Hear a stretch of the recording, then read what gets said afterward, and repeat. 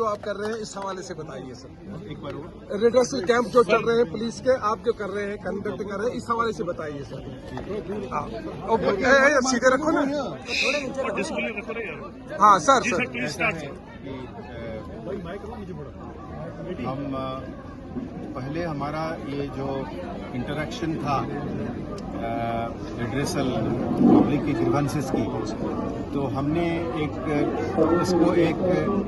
Higher level पे access to the public, और एक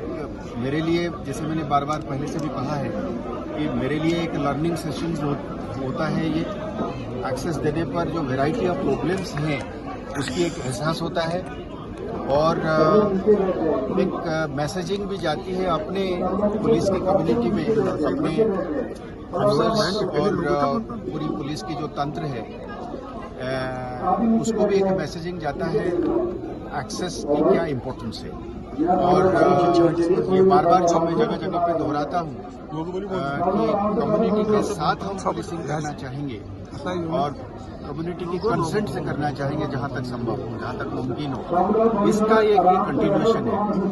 साथ में मुझे मौका मिल जाता है हमारे जो पुलिस के जो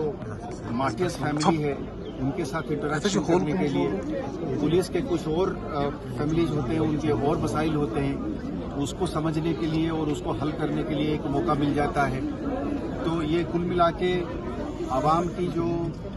कंप्लेंट्स हैं, ग्रीवेंसेस हैं, इश्यूज हैं, उसकी जानकारी और उसको हल करने के लिए एक कोशिश, और अपने पुलिस के जो एहलकार हैं, जो मातहत हैं, जो पर्सोनल है, उनका फैमिलीज की जो कठिनाइयां हैं, जैसे अभी बैठे बैठे किसी ने कहा कि साहब घर में घरवाला जो है उसकी फौत हो गया है, बच्ची के लिए हम MBBS की प्री कोचिंग लेना चाहते हैं। तो इस तरीके ये मेरे लिए जानकारी होती है कि मेरी वेलफेयर डिपार्टमेंट के लिए अच्छा ये भी एक रिक्वायरमेंट, इसको किस तरीके से ऑर्गेनाइज तरीके से हम दे सकते हैं। तो ये सिलसिला है, इसी का एक कड़ी है। सर पार्लियामेंट इलेक्शन खुशनुसीबी से हुए, तो अब अमरनाथ यात्रा है, अमरनाथ यात्रा है successful conduct of this overall elections. ऐसा है कि हम सब लोग जो है इस बात पर हमें एक सेटिस्फेक्शन है कि इलेक्शंस जो है पूर्व अमन हुआ, और इसमें वोटर्स की टर्नआउट जो है वो हाई रहा, और ये एक अच्छी आगाज़ है, और हम चाहेंगे कि इसका जो पॉजिटिव बेनिफिट है वो आगे ये एक ट्रिगर करे, एक सिक्योरिटी की एक वर्चुअस साइकिल को आगे लेने में, यानी कि पीछे की तरफ ना हो, ये आगे की तरफ बढ़े। क्योंकि हमारी बुनियादी तौर पे ये है कि अगर अमन रहेगी तभी इलेक्शंस हो पाएंगे, अगर डर नहीं रहेगा तभी लोग फ्रीली वोट कर पाएंगे, अगर खौफ नहीं रहेगा तो बंदा इलेक्शन में खड़ा होने का जरूरत करेगा नहीं, तो अगर खौफ रहेगा चाहे किसी भी साइड से, फिर आम आदमी जैसे आप हैं, मैं हूँ, मतलब मैं अपने को इसलिए कह रहा हूँ कि कल जब मैं वर्दी से बाहर चला जाऊँगा या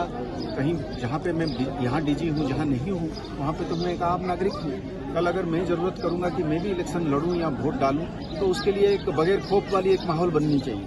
उस माहौल को कैसे हम बरकरार रखना चाहेंगे, उसके लिए हमें इस चीज़ की फिक्र है, और हम उसको मेंटेन करने के लिए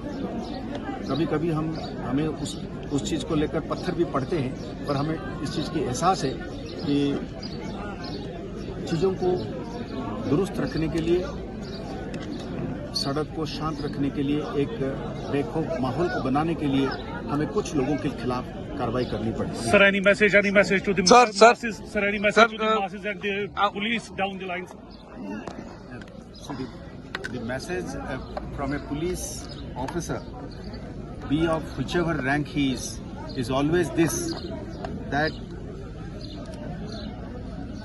please accept this. We have to be tough against some people. Police by definition